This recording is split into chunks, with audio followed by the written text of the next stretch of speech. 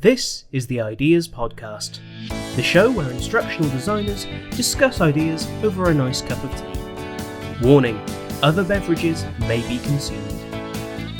In this episode, I catch up with Dr Robin Sargent and, among other things, discuss what we look for in really great portfolios. Hi, thanks for tuning in to another episode of the Ideas Podcast. I'm really excited about today's episode because with me is Dr. Robin Sargent, instructional designer, e-learning developer, performance consultant, CEO of Idle Courses, and of course, founder of Idle Courses Academy. Robin, thank you so much for making the time to come on the show, and over to you for a brief introduction.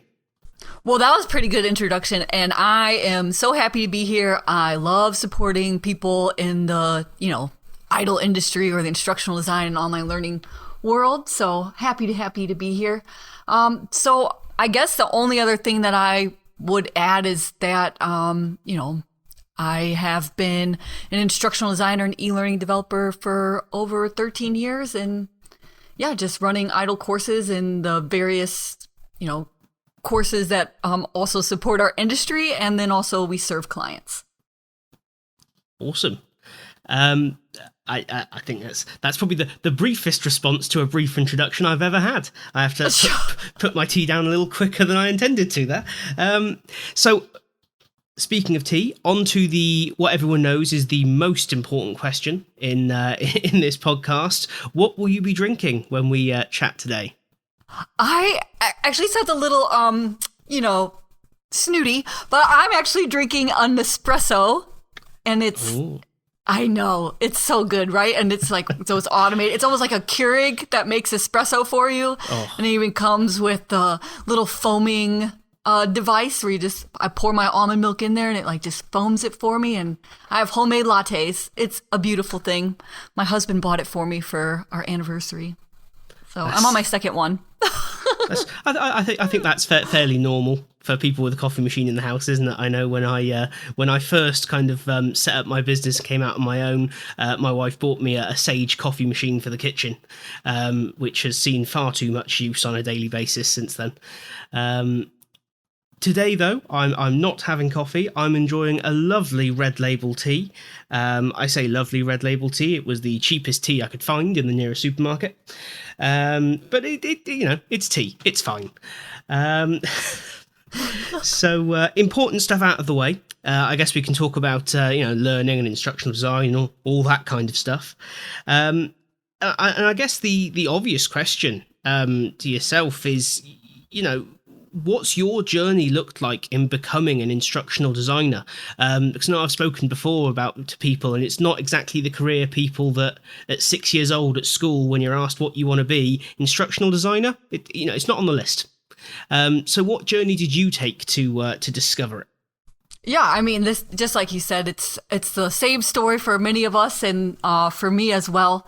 I started in a very different career field. Well, I wouldn't say it was a career field because my first degree was in Bible and theology, and I got a minor in philosophy, and then I couldn't get a job because people just thought I was a Bible thumper, and so I just went back to school. My teacher's like, "Come hang out with us and get a master's degree in the same darn thing." And we'll give you a scholarship. And since I was kind of aimless, I was like, oh yeah, I'll just go get another degree, another useless degree. So I got a Bible and theology master's degree again, and I had a concentration in biblical languages. And so, of course, when I was done, I had the same problem, and I had to go wait tables and substitute teach. And then finally I got that part-time library job at the university. And I was standing at the copier one day, and the dean of students came up and she goes, do you know anybody who'd like to be an academic advisor? They have to have a master's degree. I was like, me? Give me a real job, please. Sign me up. And so it was when I started as the academic advisor that I got my first introduction of kind of creating courses and syllabi, because it was kind of a hodgepodge job. You know, like you're taking care of students, but it was for adult students. And so they didn't even come into the campus till 4 o'clock. And so you're just trying to find things to keep you busy. I won't tell you how much Farmville I played back in that day. Oh, dear. But so then I moved up to assistant dean of students, and they wanted to move their university program online. And if you've ever worked with higher education, you're pretty familiar with how all the faculty are Luddites. And so I've always loved computers and tech, always. And so it just fell to me to design the online program, run the LMS, and then be the advisor for all the new students. And I was obsessed. I mean, I just loved every piece of it. And then I'm very transparent about my salary. I only made like $30,000 a year as an assistant dean of students. And I was like, oh my gosh, like, to be dean, like she'd have to die, or I'd have to go get a terminal degree. And I was like, what if I just want to only do this course design thing? And I found out you can move to corporate, be an instructional designer, and double your salary. And that was it. I was on a mission to transfer my skills and land that first corporate job. It took me a lot of trial and error. It took me probably a full 9 months before I landed my first corporate instructional design job at a company that was bought by IBM called Silverpop. That was my first one. Mm-hmm. Yeah, so that's it's quite interesting, because it's very different from my experience, because you sort of started off in the higher education world, whereas I kind of jumped straight into corporate from the start of it, from the point of being like a people manager. But we're seeing more and more of that, or at least my perception is we're seeing more and more of that, of people moving from higher education into corporate and freelance instructional design, especially. Do you think the salary is a big pull there, or? I mean, it was for me. And whenever I recruit people in higher education to the academy, salary is usually a pretty good pull, because the thing is, it's like the culture is great, you know, and you can like sit around and sip tea, if you will, with your colleagues and discuss things and have deep conversations, and it's pretty laid back, and you get a nice office. And when I worked at the university, it was, adult studies, like annex campus, and the students never came to campus on Fridays. So we were all off on Fridays, only worked 4 days a week, and then all the vacations. But really, it's salary. I mean, it had to be salary. And also the other reason I wanted to move to corporate was because of the slowness of higher education, and also they don't have all the tech and the tools. And I wanted to go and play with, at the time it was 2011, 2012. I wanted to go play with Articulate Storyline. I wanted to get video editing tools and all those kinds of things. And they just don't use that stuff in higher ed. They was, maybe next year we'll try PDFs, that kind of thing.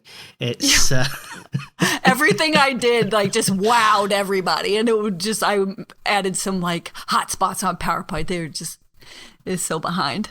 But sometimes that's difficult to walk away from. Big fish in a small pond, and then jumping into this ocean of what is corporate L&D. That's a big step for anyone to take, even if there is that sort of salary bump. Yeah, I mean, it's a lot of steps as far as transferring, and then there's a little bit of culture shock, when you land that first corporate job. I actually had kind of my manager talk behind my back, and it came back to me that well, I don't know, what's up with Robin? I don't know if she's just never worked in corporate before or what it is, but she just doesn't follow the rules. That's the point of being an instructional designer, isn't it? You get to be the person that comes to a meeting and goes, none of that matters. What we're going to do is, and paint this incredible vision of the future, right? Yeah, It was a completely different role. I mean, I had my own office. I was a boss. I was assistant dean. And then to move into an individual contributor role where you're sitting in a cube, it was just, I wasn't ready for that. But clearly you persevered and learnt from it and carried on. So I guess an interesting question for someone who's been in the industry for quite a while now. I guess in those 13 years, What are the biggest changes you've seen? Well, I mean, we could talk about the most recent change. Well, yep. That's the mass spread of human malware across the planet has certainly impacted everyone.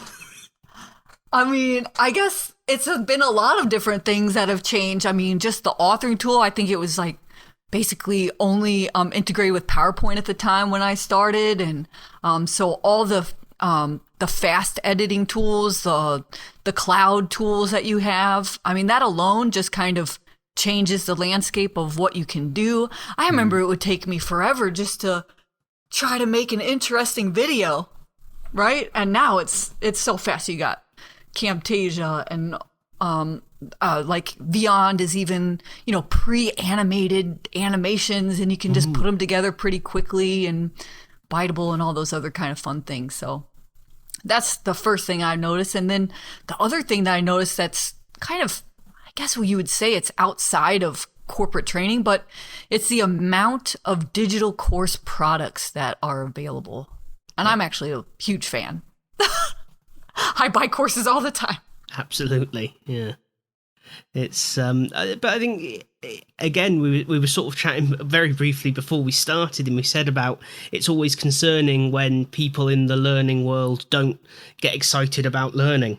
Every time I see a course, even if it's just an exciting looking thumbnail, I kind of think, let's just add that to the queue. Who knows, I might see something in there that the topic might be great as well, but the actual course, seeing how different people are creating these courses is fascinating. When you look at platforms like LinkedIn Learning, for instance, that's got phenomenal value. Are they all, what you might call gold standard instructional design? No, probably not. But that the vast amount of content that's out there is incredible compared to even 5 years ago, really. Yeah, I've even seen some really good, what you might call just professional marketers, make some excellent courses. Absolutely, I think there's a growing understanding that the instructional design world could learn a lot from marketing. They know how to create a story. They know how to pull people in. They know how to get those core messages across. Perhaps more so than the learning world has for quite a while, I think, anyway. I completely agree. I mean, the thing that I've studied the most since I started my business has been marketing, 100%. And it's just, I think it's influenced so much of what I do and how I do it. And obviously, it's helped the success of my business. Yeah. Not just the courses. Absolutely, yeah. And speaking of your business, when I first came across kind of the Idle Courses Academy, it struck me that it was very different to a lot of the Learn to be an Instructional Designer courses that had been marketed across LinkedIn and Facebook previously that I'd come across. And I was quite interested to see what kind of spurred you to say, I want to launch this product, this academy? It really was. I just noticed, well, there's a couple things, but the real driver was I had people that had come to me, teachers just randomly email me. And this was before I was heavily active on LinkedIn sort of thing. And I had people that would just email me and be like, hey, I see you're an instructional designer. I want to make the transition. And I just worked with them. And then I would just get these emails back like, oh, I did it. All your advice helped. And now I landed my first role. And then even when I was a director of my last full-time corporate position, I actually brought someone who was a valet, drives the cars around and parks them. Yeah. I brought him up from Florida and trained him to be an instructional designer because I knew that he had just talent. He was young, but he had talent just kind of in graphic design. He's smart. And I called him up and I said, hey, I get to hire whoever I want as the director. What are you doing? And he said, oh, I'm valeting down in Florida. And I was like, you're wasting your talent. And so then I brought him up to Atlanta and trained him. And now he makes over 6 figures as an instructional designer. And that was it. I mean, after I saw that, and then I started that Facebook group, Become an Idol, and I just saw that there was a real need for people to have, a full program that's, more like the trade school of instructional design. Absolutely. I mean, listening to that, I think getting that first break is so difficult because everyone wants experience, right? And I get that. If you're bringing someone in, you want them to be able to do the job. That's fair enough. But I can remember when I was, I always say I was a frustrated manager, angry at the poor quality of training my people were getting, so thought I'll go and do better. And then rapidly realised that there was no kind of go-to how to become an instructional designer. I got very lucky and got given a role off the basis of some sort of things I'd done in the background whilst being a manager, and then kind of just had to figure it out as you went along. Like I said, you could message people who did have experience, ask them for advice, maybe find yourself a mentor, but there was no clearly structured way of developing your skills and getting that first break. And I think speaking to people who have gone through the academy or are looking at it, that seems to be what what really draws people to it, is that it's not just here's how to be an instructional designer. It's here's the skills, but here's how to go and get that job. Yeah. Well, that was the main reason I even set it up. I didn't even necessarily set it up to do something where I teach them everything about instructional design. At first, I just thought, people are already familiar. Let's just help them get those job application assets and get some experience and that kind of thing. And so I started very beta, but I just kept asking them, like, what do you want? What do you need to learn? And as the cohorts came in, I saw that there were people that were coming in that knew zero about instructional design. So I'd already had the job application parts in place and the experience and whatever. And so it just keeps growing because I do exactly what, you're supposed to do, which is talk to your learners. Yeah. How often do we all practice what we preach, I suppose, is the challenge there, isn't it? It's and speaking of that, I mean, you've got quite an interesting view on the industry from that perspective. So, I mean, how do you think we do as an industry in terms of bringing people in? Bringing people in just as new idols kind of thing, or as if people want to be instructional designers, are we collectively doing enough or the right things to support each other? What's funny is it was actually, I remember when I first made the transition, just how I had to do a lot of Google University as far as how to figure things out and do things. And it's like I don't know what the word is, except for it's just like a surreal almost, that when I first started out in 2012, I was always watching Christy Tucker's blog. And now I am an instructor with her in the e-learning freelancer bootcamp. But I just say that in the sense that her and maybe Kathy Bean were the only ones that were kind of out there. But I think since I started the academy last year, I've seen more and more and more people do very similar things about supporting. So I think the support for new instructional designers is better than it ever has been. Definitely. I think you only have to look across social media, I think, is where I see it most prevalently. The number of YouTube channels now giving out storyline tips, or how to use Camtasia in easy steps. There are some fantastic things out there, which I suppose begs the question: as an internal instructional designer, I'm working in a business, and there's someone. This is a scenario I had. There was someone working in a call center who wanted to become an instructional designer. I mean, what advice would you give those people? Oh my gosh, I've helped people make the switch from call center to instructional designer. And so, I mean, it's always the same advice, right, Tom? It's you've got to build your portfolio, and to build your portfolio, you've got to start practicing building course assets and assets for your portfolio. And through that, you get feedback from experts, people that you want to be like or want to reach that level. That's where you get your feedback and you implement it. And that's just how you get your portfolio up to a certain level where hiring managers will actually consider you. And that's the first step. I mean, it has to be your portfolio. I mean, before you update your LinkedIn profile or do your resume or any of those other kinds of things, or even going, I mean, you can get experience in combo with doing your portfolio when you're trying to make that transition, but it always starts with the portfolio.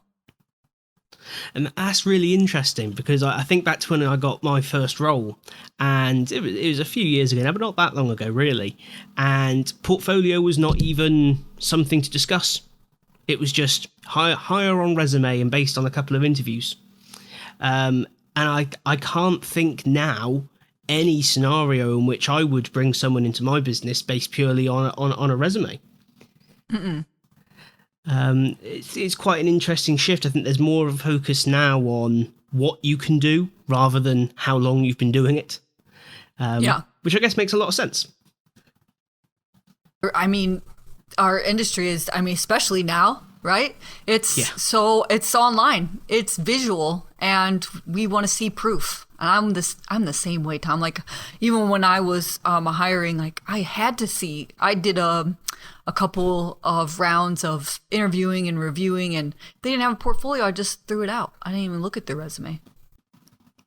It's an interesting tip there. Don't apply without that portfolio there. It's don't apply to any of my jobs. Well, yeah. But I think it does show a kind of passion, because a lot of people I know are very concerned about if it's not real work, can I put it in a portfolio? Yeah. And I've always said, well, make it real work.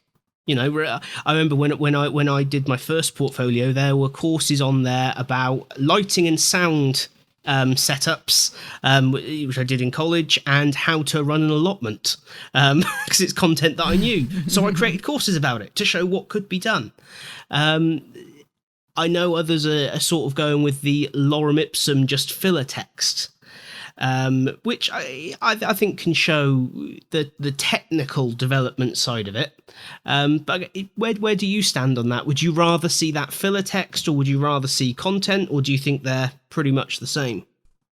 Oh no, I want to see content. I want to see a case study, and I want to see that you can design a course and develop it. So, however you want to, showcase that, the 3x3 method by Ant, where you just show 3 slides. I'm thinking you need, something that's not huge, but at least like 10 slides or something. You can do mini lessons, you can do prototypes, but you've got to show that you have some kind of design thinking. Otherwise, are you just a developer? Well, that's it. I think that process so often gets overlooked when we're talking about, yes, in portfolios, but also in terms of skills. We focus a lot on the technical, the software. I quite often get the, should I learn Storyline, or should I learn Captivate, or should I learn, insert authoring tool here?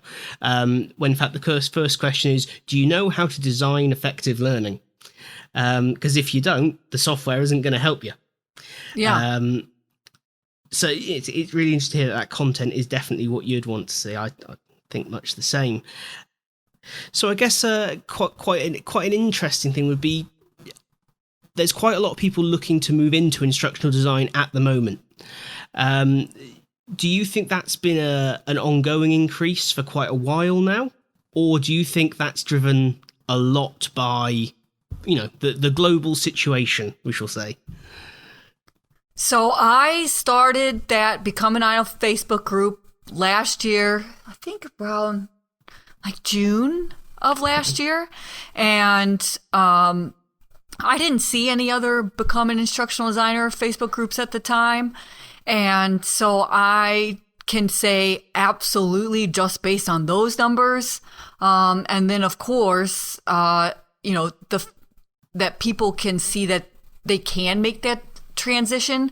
Like a lot of teachers, they don't even know that's a job, instructional design. And so the more that, like you've already mentioned, like the content that's coming out, now they're starting to become aware of it. And so now they're like, oh, it's like a parallel universe has existed all this time, where I actually, have skill sets that I can transfer over into a corporate position and get the heck out of Dodge. A lot of teachers are very frustrated with, especially the U.S. education system, Underpaid and overworked, and then of course, trying to do digital learning now, they're flocking. I have seen so many emails in between these current cohorts that I'm in that I think it's an absolute increase. Yeah, I think we've seen a very similar thing. I mean, we've ended up, because the number of people approaching us, launching a product where we go out at the moment. We contact them via video, of course, and sort of help support teachers trying to, as you say, bring digital learning into schools. But certainly they're catching the bug and then running into the school has no budget problem, which I guess is probably the same over in the US. Oh, sure. I mean, in the U.S., we make teachers buy their own school supplies, so. Wow. Okay. Yeah, that's. I mean, I think teachers here do buy the odd thing, but not the majority of stuff. That's I don't know. That's like any madness. kind of classroom decoration. If they want to do anything kind of special for their lesson plans, if they want any wall art, like ABCs on the wall or whatever, our teachers have to buy that out of pocket. Wow. So any kind of effective learning materials, that's not covered by the school's budget. That's wow. So, as you said, you've got a lot of experience in the industry. You've seen a lot of people from teaching, from non-instructional design basis at all, moving into the industry, succeeding. I think the number of success stories and names that have come out of the Idle Academy that are now, either big names or rapidly growing names in the industry is really, really fantastic to see. So I guess what kind of final thoughts or key messages would you want to give to people either starting out on an instructional design journey or looking to take those next steps towards being successful? Yeah, so I think just to make a comment, Tom, about why the Academy has been uniquely successful for these students, right? Because the only reason you measure success is based on the results of your students. And our students continuously land jobs at Fortune 100, Fortune 500 companies. And I think it's because they have a unique combination, right? They have a community of support and feedback. They have expert instructional designers also giving them feedback on all their assets and their portfolio and their job application assets. They are also building, a portfolio, and they're updating their LinkedIn profile. They're being encouraged to be active on LinkedIn and also their resume. So it's a combination of the portfolio, getting the feedback and implementing it. They also have the opportunity to get paid experience. And so I know. Well, I'm in the unique spot that I run a business that serves clients, and so I can bring them in to help me serve clients. Or I've actually been just getting clients that just pay for Academy members to do things for them, kind of like a student hair salon, Hey, why not? That's yeah. And so so I get those, or they can update the Academy, be like, oh, hey, it'd be great if the Academy had a lesson on X. And I'd be like, yeah, it's a great idea. Why don't you build that and I'll pay you? Or they can build me an out-of-the-box type of course and I'll pay them for that too. So I've actually had people in the Academy make more money, significantly more money than they paid to join the club, if you will. Wow, I wish that's how my degree had worked. That's doesn't feel that way. I actually have one of my favorite, talent members. She came from the Academy, and she's been working with me for about 8 months. But after she came in, she had no instructional design experience and whatever, and she just wanted to start out the gate being a freelancer. And she just had some natural talent with organization and some visual design, and the list goes on. And so she's been under me for a while, but she just started getting so many clients lately that I actually have to go find a new one of her. Oh, outrageous. All these I people being know. successful and leaving you in the lurch. Dreadful. I know. I feel That's- like at this point I'm just getting paid to make disciples. I don't. But my final thought is like, of course you can join the academy, but really you could do it on your own. But you just got to get certain pieces in place.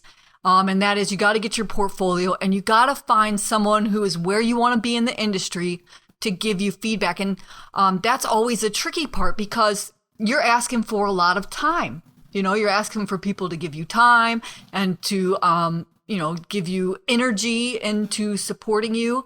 And, whilst a lot of people in our industry are kind and giving, as far as like creating content, just the one-on-one time is just, it's a lot to ask of people without any kind of reciprocity. But, maybe you could get lucky. Like, I always encourage people, if they want to go and do it themselves, like if they're already in a corporation, well, this is kind of tricky now since we're not in the office as much. But it used to be like, go walk over to the training department and make friends. I mean, that was my advice, last year. But now call them on Zoom or Teams. yeah. Which, if they people decline are your call, exhausted. you know where you stand. That's easy. That's, Oh man, all the Zoom calls. That's just exhausting, isn't it? yes, I think it's funny. I've always been quite introverted, and I think I've seen more of people in the last 3 months on video screens than I would have seen them had we been able to meet face to face. But there seems to be a need to see human faces at the moment, doesn't there? Oh, for sure. That's, For which, sure. it is understandable. It's unnerving for everyone, but yes, it'll be over at some point. Yeah. And so I would guess not guess, but I would say if I was to give a final thought, the thing that I see the most with people that are trying to make that transition from, call center job, teacher, whatever it is, sometimes even training coordinator, right? And they want to become a full instructional designer. I see that they lack confidence in their abilities, or even when they start to learn things, they still lack confidence. And I have found that it's a lack of two things, and that is practice and feedback from an expert. If you continue to practice and get feedback from somebody who's where you want to be, your confidence will increase. So that's why no matter which path you take to become an idol, I encourage everyone to do those two things, which is to practice and to get feedback from an expert on your work, because that will it shows up in your interviews, it shows up in your portfolio, it shows up in your LinkedIn posts, and it shows up in your resume when you feel confident in your skills. You write differently, you speak differently, and you just show up differently. And so that would be my piece of advice for you, is that you can do it, but you'll just need to take those steps. I think that's awesome advice. It's something that even if you are established, you sometimes need a reminder of exactly that thing. There's always someone that can offer you feedback. There's always an opportunity to grow, and I think confidence is ever elusive. I'll avoid the syndrome buzzword of the year, but but I think everyone, no matter how successful you are, can occasionally do with do you know what? I do know what I'm doing, and getting feedback from someone who's actually better than you at what you do is a great way of doing that.